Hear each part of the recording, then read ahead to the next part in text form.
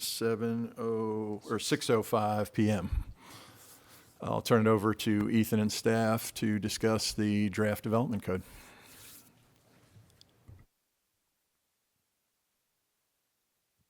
All right. Thank you all for being here tonight.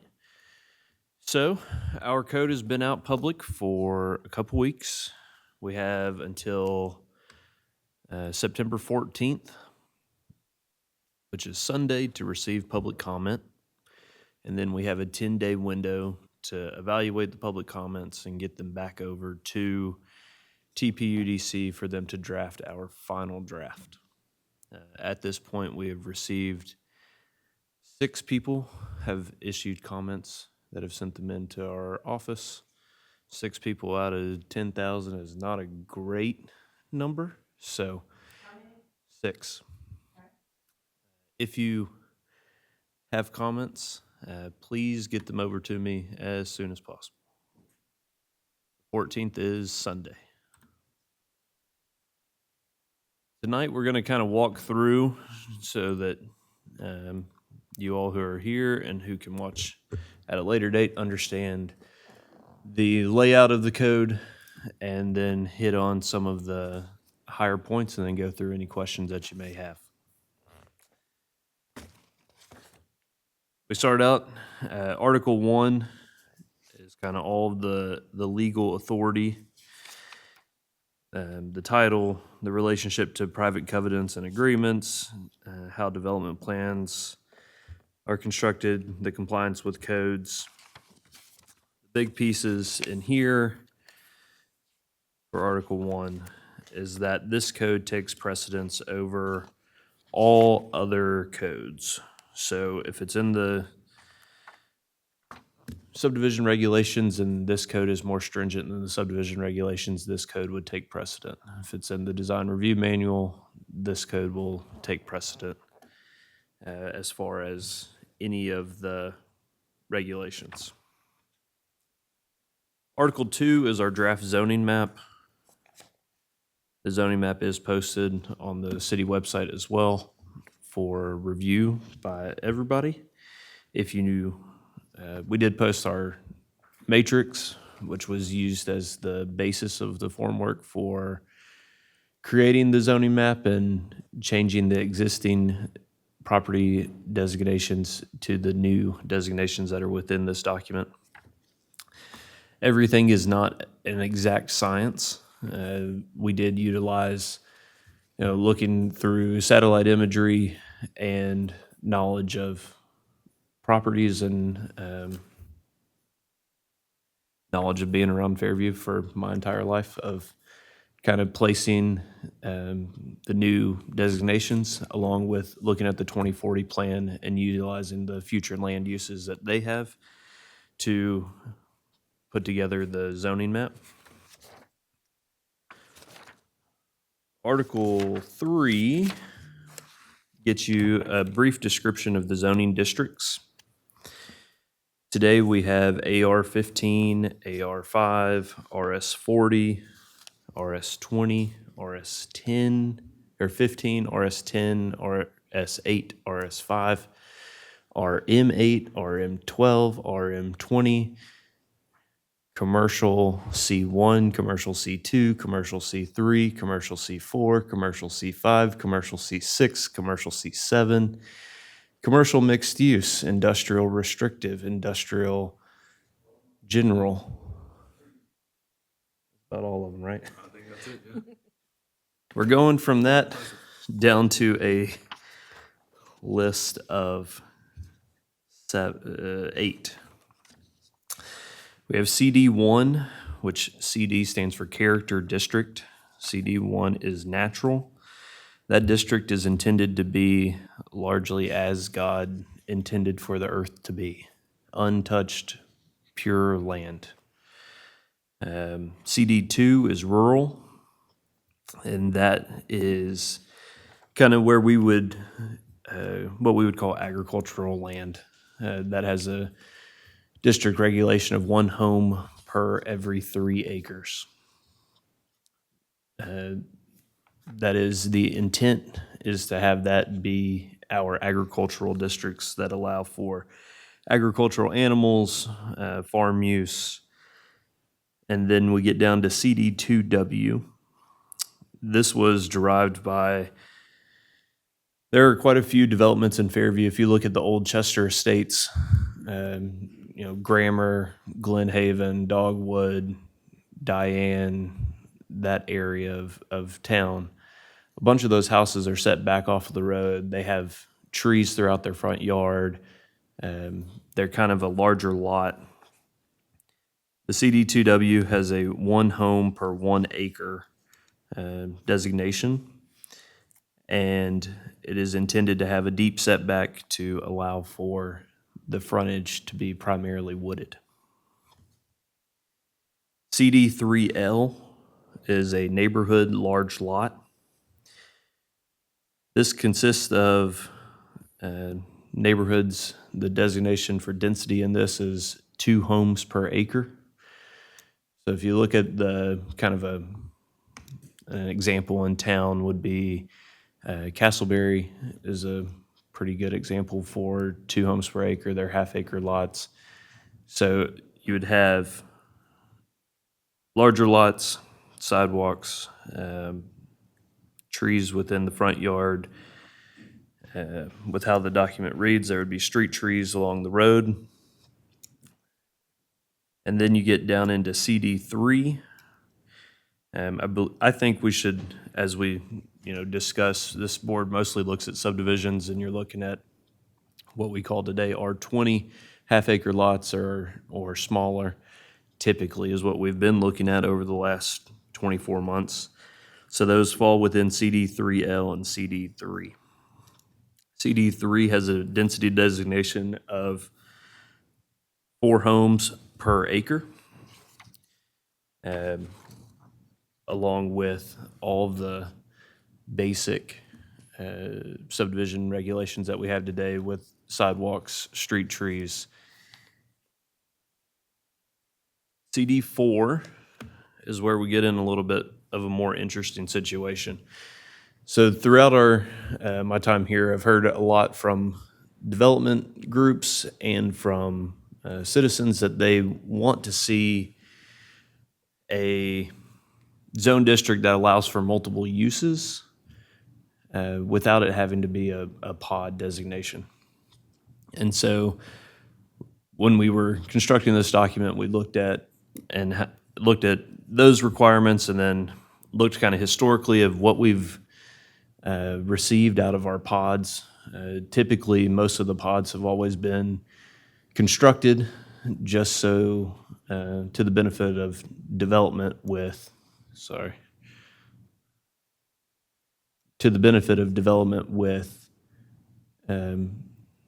reducing the lot sizes by 50%. And so with this, instead of having something come in that we ultimately get down to and say, well, our regulations are just terrible, we tried to create better regulations so that we get the product that we exactly desire. So CD4C is primarily used for CD4 is primarily used for commercial characteristics. However, if a developer chooses, they could build live work, they could build single-family homes, they could build townhomes, they could build small multifamily homes, all within CD4. If they do choose to build residential, within this document, it says that a maximum of the site of 40% maximum can be residential and 60% has to be reserved for commercial. If they choose to go commercial, they can do the entire site of commercial and not have to build any residential at all. But if they do choose to build residential, then they also have to build some commercial frontage and some commercial areas within the site to allow for the walkability and pedestrian connectivity access of their neighborhood and to provide some local amenities to the rest of Fairview as well. CD4C is neighborhood corridor, And if you look at the zoning map, those are primarily located out near the 840 interchange and the I-40 interchange. And both of those are intended for commercial growth. And those do have some characteristics with having residential and commercial mixed together. They can have commercial all by itself, but it is intended for the highest density. Those districts have 12 units per acre as the highest density in CD4C. CD4 has a max density per this document of 6 units per acre. And then you get down to the civic districts. Civic districts are city-owned land, park, open space, greenways, municipal buildings. And so those will be likely, you probably will not see a rezoning to civic districts unless somebody is donating land to the city. We do have a couple special districts with light industrial and heavy industrial. And as you go through Article 4 and we get to the principal use charts, I do think it's paramount that we look at and make sure that something that should be in light industrial that's in commercial building makes its way over to light industrial. I think we've done a pretty good job as a staff to get those items over there. One of the clearest examples that we heard loud and clear from the community was when Dirt Cheap turned into storage units. And so indoor storage facilities and storage facilities in general are now considered light industrial in this document and not commercial. Article 4 gets you into the meat of the document. It is all of the building, lot, and building site standards. We will come back to Article 4 here in just a minute. It does hit on building types, building frontages that are required, and the principal uses and accessory uses in the districts. Article 5 is development site standards. Development sites are intended to be sites like city center, where you have a full site together that's not necessarily individually platted, and you have it looks completely at the pedestrian shed and the walkability and the connectivity throughout the adjacent properties. Article 6, you get into supplemental standards. This is where we have our traffic impact studies pieces in here. Today, our regulations of traffic impact studies is any development over 100 residential units, any development that triggers 1,000 trips per day, any development that triggers 100 trips per hour at a peak, any multi-use development, or if the city engineer believes that a traffic impact study would be required. In this document, you have similar regulations. The trips per day come down, the peak trips come down, and then the residential units drop down from 100 residential units down to 40 residential units. The 40 number was chosen due to most of the developments that we have seen come on about 25 acres of property, and they have about 40 units, 40, 41, 42, 45, less than 50. And if you kind of look at the driving force behind that, there's some Water Authority of Dixon County approvals and different pieces that benefit the development to get on conventional sewer if they have around that 40 lot count. If they have over 50 lots, then typically they are directed to use on-site decentralized wastewater. So trying to capture more of the developments that we're utilizing or having come in, we can utilize that 40 unit count. Article 7 gets into signs. If you've driven down Highway 100 lately, you know that we have about 700 different types of signs along Highway 100. We tried to hit and try to capture most of the items with awning signs, band signs, blade signs, sidewalk signs, window signs, wall signs, porch signs, post signs, all different kinds that are in here to kind of capture the essence of Fairview and what we would like to see as far as what you are encountering as a pedestrian and a citizen of town.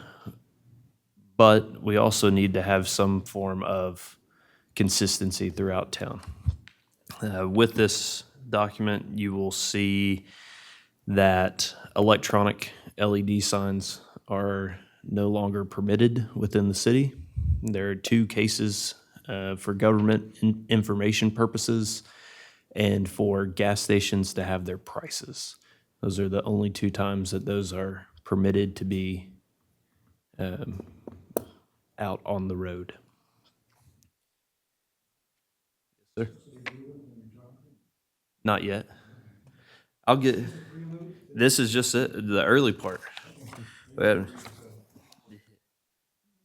Yeah, we're 476 pages. We're going to be here all night, almost as long as we were here on Thursday night. Yes. Article 8 gets into administration, procedure, and enforcement. It is a lot of fun terms. You get into the Planning Commission in 8.3.3, which gives the powers and duties of the Planning Commission explicitly of what you are supposed to do. Gives the powers and duties of my office. If you're reading through this document, the city planner is the zoning administrator. The zoning administrator is the term that's used throughout the document to describe what responsibilities that I have per this document.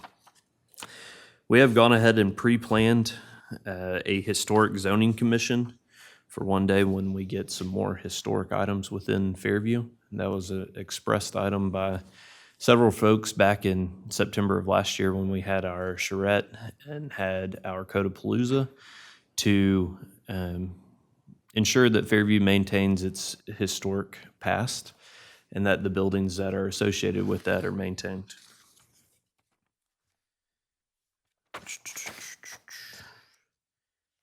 In Article 8, you also have a couple flow charts of who is the authority for reviewing different items and if they require public hearings, who do they appeal to, if they are aggrieved by the decision of a board, who makes the decision, and then who makes the review and who makes the recommendation. There are a couple items for notification that have been put in here in Article 8. So any variance gets a published public notification, a posted public notification, and a mailed public notification to all the adjacent landowners. A rezoning has the exact same. An annexation has the exact same. And then a site development plan that is approvable by the Planning Commission also has the exact same published, posted, and mailed requirement. And then Article 9 is probably your most important article because once you understand the definitions of all of the vocabulary that is in here, it makes this document much easier to read. And if you start in Article 9, there are a lot of beautiful little pictures and diagrams within the definitions to help explain some of those items. The first one that we are going to get to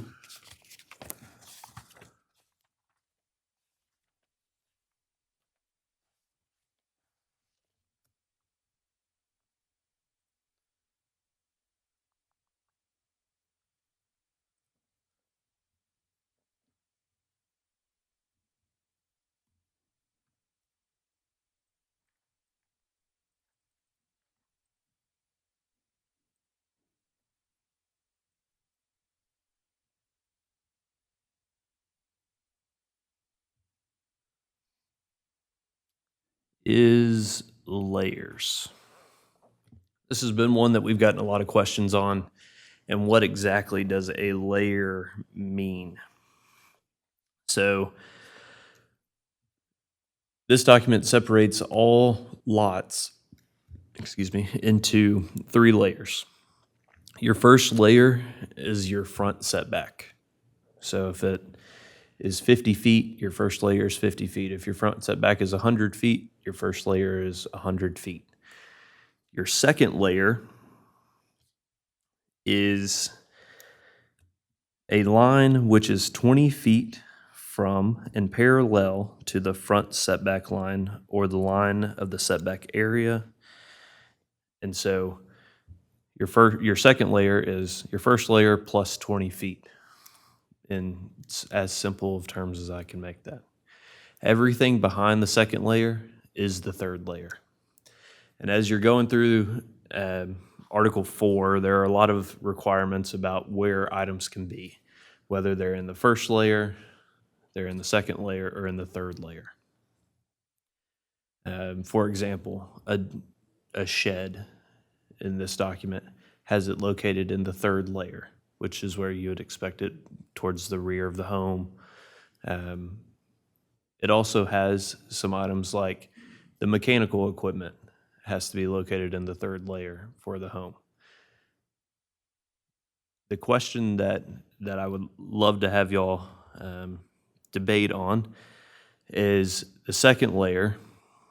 And in our development code committee, we've also talked about this, currently it's written as 20 feet back from the first layer. Do you feel that 20 feet is sufficient, or would you like to see something more along the lines of like 10 feet? One of the comments that we've received is if you're building a home, typically your mechanical equipment is about midway point of the house, which would make perfect sense to anybody who's ever constructed a house. This would put that mechanical equipment probably towards the rear quarter of the house, not necessarily in the middle. And so looking at this kind of overall, I think we should probably evaluate if the second layer needs to be 20 feet. I think there is a need for a second layer, somewhere in that 8 to 12 foot range. I don't believe it needs to be quite 20 feet. Most of the products that we are seeing today are in that 60-foot range. And so you're looking at, trying to fit a product in there as well. But any take on the second layer?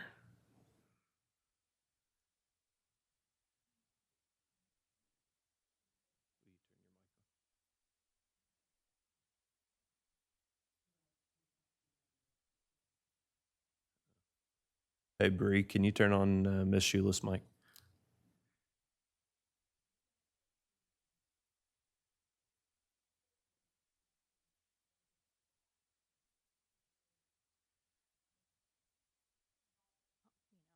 Lots are going to be different depths. So I think it would be important for it to be an exact dimension, one for review side. 20%, you may calculate 20% slightly different than I do, and then that gets very frustrating for the permitting process to go through on plot plan reviews. But also, in Article 4, you have, we'll flip back and look at CD3L.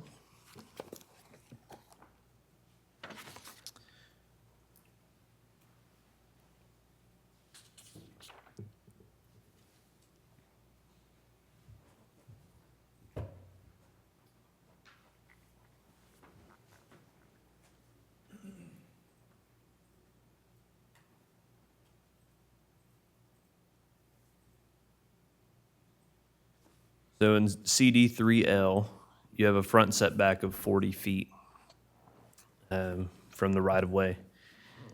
And so the second layer there, you're required to have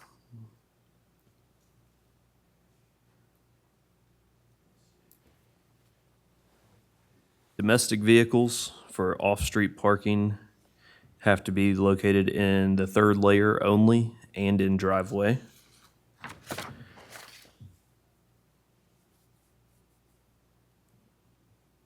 The garage location has to be in the third layer. The vehicular driveway entrance can be in any layer. The driveway entrance maximum width in the first layer.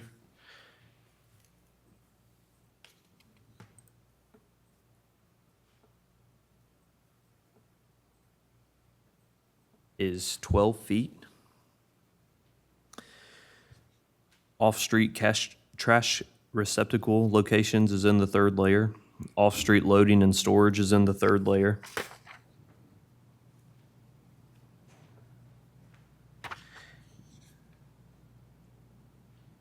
There's mechanical equipment.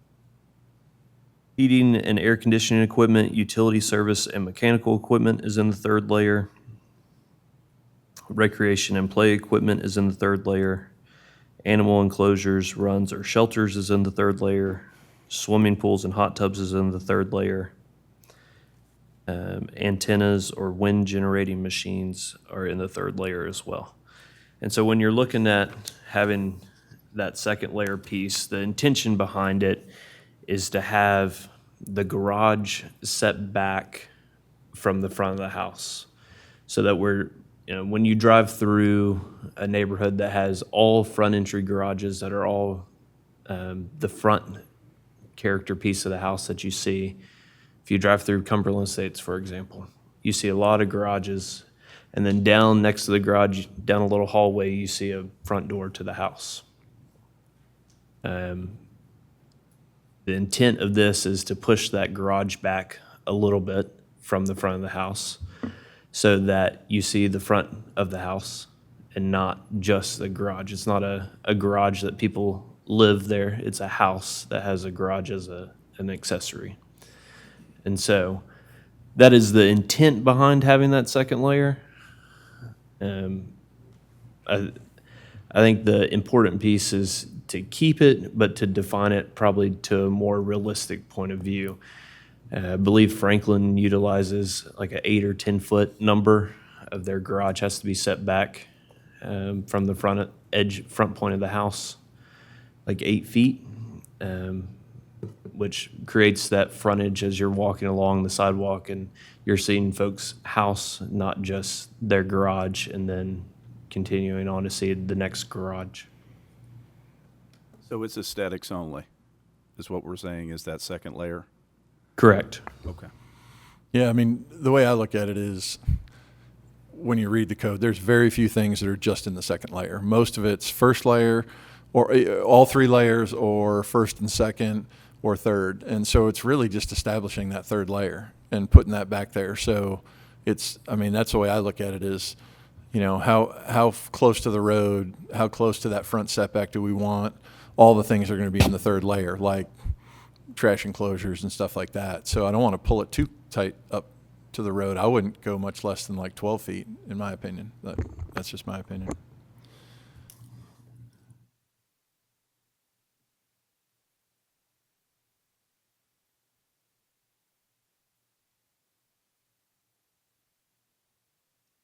The intent behind going to form-based code, and this is a hybrid code using traditional land use practices and complete form-based codes. The intent behind it is to maintain the character of a town and the look and the feel of the town from the pedestrian perspective. So as you're walking along the sidewalk, as you're encountering buildings, what you see and how you move throughout the town should be maintained. And then the use comes secondary to what the character looks like. So to answer your question, Mr. Dawson, it is aesthetics that we are shooting for. I don't know how this plays into first, second, third layer. But the situation where we have a sidewalk and there's only enough room for one vehicle to be parked in that driveway, which means you can't use the sidewalk, how would that pertain to? So the for first that case, one, I believe that our review committee has made the front setbacks sufficiently long so that we will never encounter Western Woods Phase 3 or whatever it is over there off Wiley Circle, where folks are parking on Wiley Circle essentially. I mean, if you put a truck in the driveway there, your tailgate's hanging out on Wiley Circle. I believe we've accomplished that by making the front setbacks further back. This also pushes the garage location further back, which encourages development to have longer driveways and have that garage door set back even further than what they are today with having them right on the front setback. So I think that's right on. If we have that first and second setback far enough back where we can put at least a full-size vehicle in there to where it meets the garage, and I don't know what that distance would be. That would be a good decision, I think, of is it 8, is it 12? What does that look like? The shortest one that we have is 20 feet as a minimum within CD3. Once you get out of, into CD4, most of those products are alley loaded with rear access only. Rear access, so you have an alley behind a row of townhomes that they're pulling into a garage that's off of that alley. But for a single family product, the shortest front setback is 20 feet. So in that case, you have 20 feet to the front setback, and then with this, you would have 20 additional feet. So you'd have 40 feet from the road. Then your garage location could be at that point. So 40 feet is fairly sufficient. You can park several cars throughout that. Is it just the standard starting point for 20 feet that TPUDC does, or how did we land on 20 feet to begin with? That is the standard that they started with. I left the standard alone in the client draft so that we could get feedback from you all and the public and development on what they felt, if 20 feet was enough, was it too much? I always kind of take the opinion of make the bar higher and then go down. If I would have said 5 feet, some people would have probably argued that that is too much, and some people would argue that that's way less. So I said 20, and we'll go from there. Mr. Pape, I do like your idea of 12. I think that is a sufficient number that gets you mechanical equipment and different things throughout most of the builds that we have, puts them in about that mid-range point in the home. I mean, I'm no architect, but it seems like a 20-foot setback would be limiting to how you could design homes on certain size lots, or it would just make for really goofy-looking houses. Am I wrong to assume that? Mr. Pape, you're kind of in the... Yeah, no, I mean, I think that 20-foot setback from like the front of the house to the garage is pretty aggressive, so that's why I think you go with less. I think the 20 feet probably came from, in engineering standards, anytime you're going to put a space for a car, whether it's a stacking distance in a drive-through or a parallel parking space, it's always 20 feet to give people room for, they're never going to park right up against something. They're, always going to give themselves room behind them. That's probably where the 20 came from. With a 20-foot setback, you could potentially have 2 cars in there, but 20 and 12, I think, is probably, more consistent. I guess the one risk we take is if people park 2 cars and it's a 20-foot setback, then that second car could start hanging over the sidewalk a little bit. That may be where the 20-foot came from. But I still think that's a really big setback off of a house. Ethan, you may have already covered this, but is this just subdivisions, or is this off of main? This would be for every home that is in this zone district. Or commercial building, for that matter. Yeah, commercial has a few more different pieces in there, but But the layers. The layers apply to all zone districts, yes. Because off of a main thoroughfare, I can see 20 feet being sufficient if you're talking about sidewalks and electrical equipment and poles and things, but in a subdivision, it's a little silly or egregious. I don't know. We will take that to the. What is the, to committee. where's the stopping point to this discussion on this particular topic? Are we looking for a firm, let's go with 12, or are we just, I just wanted to know kind of everybody's opinion. We will take this back to tonight's discussion. We'll go back to the committee. We've got at least a couple members in here of the committee who will be discussing it. Ultimately, our comments are due back by the 24th of September to TPUDC to get a final draft drafted. And so wanted to hit some of the points that had come up in discussion in the committee with y'all to make sure that we have a good understanding of what we're looking at kind of on a whole basis. I think it's safe to say that 20 is probably something that nobody's necessarily in favor for. So maybe just looking at what other municipalities are doing, what works for what the majority of residential in Fairview is going to look like, and then go from there. So the 12-foot width, I'm just kind of thinking about my house. The front of my house, when I come back a certain distance, it drops. Back, the backyard, actually at the end of the driveway drops. So, I widen my driveway in order to get two cars side by side, because they can't do this because of the slope at the end of my driveway. So are we gonna have any hardship or ask for variance, or how does it work with the terrain, I guess?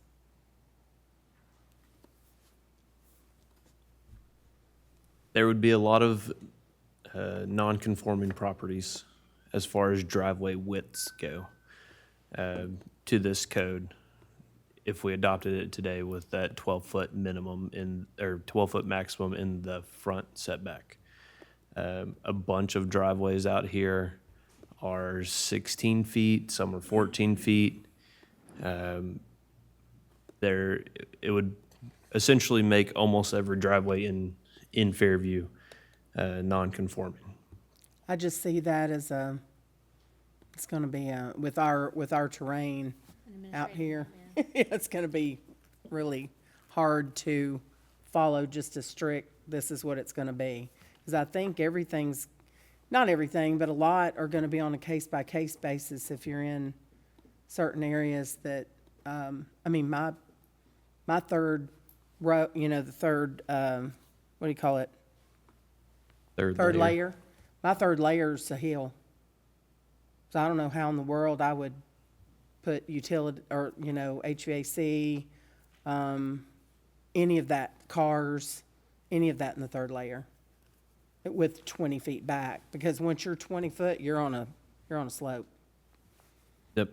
And that gets addressed in this document as well, looking at slope standards and building on extreme topography. There are some regulations in here about what slopes can you and can you not disturb and what should be left undisturbed. And so as you're thinking about kind of our historical view on development, we've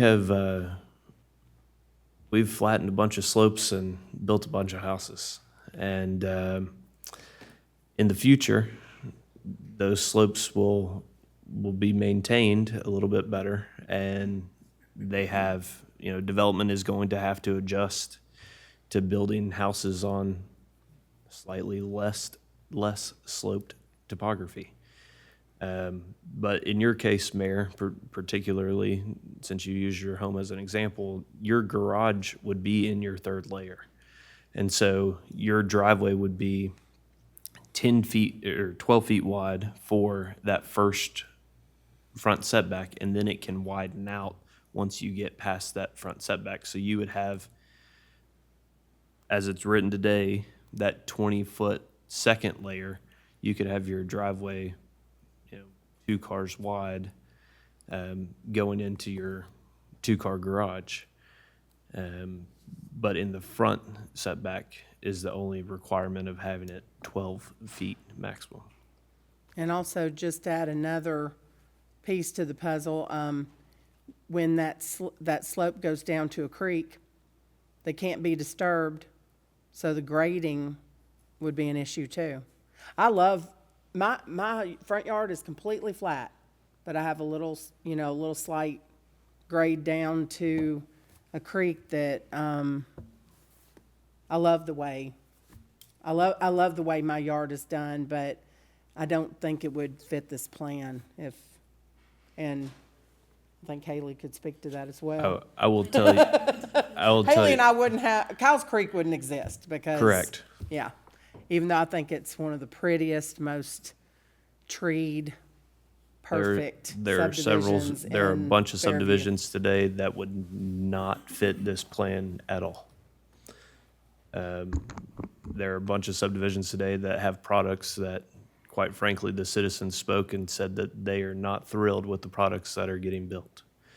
And trying to meet what the citizens believe Fairview should look like into a regulatory document, and to meet what the Planning Commission and the board would like to see as far as development goes, is kind of where we landed in the middle with this document. So I have a question that's kind of bigger picture, and I apologize if I'm taking you off track for your plan, but relative to that, so this issue, other issues, what is the process for, it's very disappointing to hear that only 6 people have made comments so far, but so the comments come in, how is the process to take those comments and either put them in the new ordinance or not? Who's making those decisions? If we all have comments and submit them, who's making those decisions on what comments get put into the document and what don't? And I ask that because, as you know, I submitted a lot of comments, and I submitted 220 comments, and I went through this draft, and 20 of them were put in. So 10% of my comments were put in, the rest weren't. Who is making those decisions? Is it the committee? Is it TPUDC? How are we making those decisions, and how are we having dialogue about, if somebody thinks it's wrong and I think it's right, how do we make those decisions? So for the client draft, which was when you submitted those comments, the client draft, we reviewed it, we looked through it. We wanted to get it regulatorily correct. There were a few things that, comments that we'd received from folks that we as a staff and development code committee reviewed and wanted to add in there because we felt like they were fantastic ideas. As we get citizen feedback during the public comment period and several of the rest of your comments, I took several that were regulatory items and several that were not. I slid those in my public comment folder. And so once we get the public comments together, our development code committee and staff will meet again and go through all of the public comments that we have received, and then determine if those are the correct way to move forward, or if they're not, we'll establish why. So it's the code committee and staff, basically. Who is the code committee? Code just not committee familiar. is myself, Kevin Chasteen, our consultant planner, Curtis Broadbent, our consultant engineer, Will Owen, our other consultant engineer. The mayor sits on there as a planning commission member and BOC member. Brandon Butler sits on there as a representative who has been on the planning commission and knows several of our deficiencies of our current ordinance through his time and experience. Tim Mangrum sits on there as a builder and developer. And then Dave McGowan Jr. From Regent Homes participates as a builder who is building in Fairview, but is also built with form-based codes in other municipalities in Williamson County. How, like, who decided that? How was that established? I mean, I obviously build in all kinds of different places. I've read 3 different zoning ordinances this week alone, and it's only Sit on Tuesday. the board together.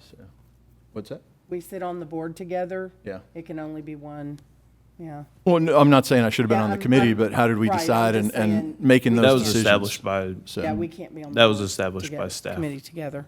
I'm just trying to understand how we created all this. that was established by staff back a year-ish ago. November, December last year.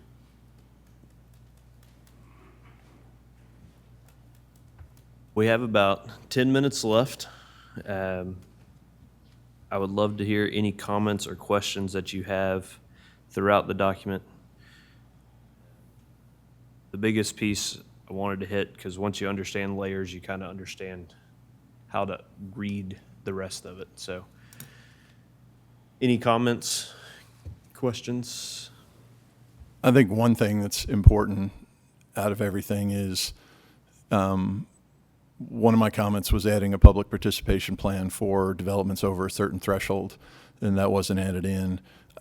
Every citizen I've ever talked to said that's a great idea. When I was running for BOC and attended some events, when it was brought up, even any of the board members that were in the room that day said it. Is that something you guys are considering and adding in the next round? I think that's So what something that's important. What would you like to see as a public participation? So the piece that we did add in there is that site development plans approvable by planning commission, all the adjacent landowners, it is posted at the parcel, it is published in the newspaper, and all the adjacent landowners receive a mailed copy of the development plan. So That's notification, that's not public participation. So I've submitted multiple documents to you guys as staff showing examples of how other municipalities have done it. It is requiring hosting a community meeting. It is, and again, we're not talking about 1 and 2 lot subdivisions. We set thresholds, it's a certain number of lots, it's a certain number of square feet for commercial, and it's hosting a public meeting before it ever comes before Planning Commission, because all that's doing is notifying people. Nothing has changed from I saw, and I have not had a chance to read the new document word for word. I checked it against what the comments I made. I still need to go through and see what other stuff you guys added, but we still have a process where the only public hearing is literally the day the BOC is supposed to act on something. And to me, that does not give the applicant, the staff, or anybody time to make adjustments if there are really good comments from the public.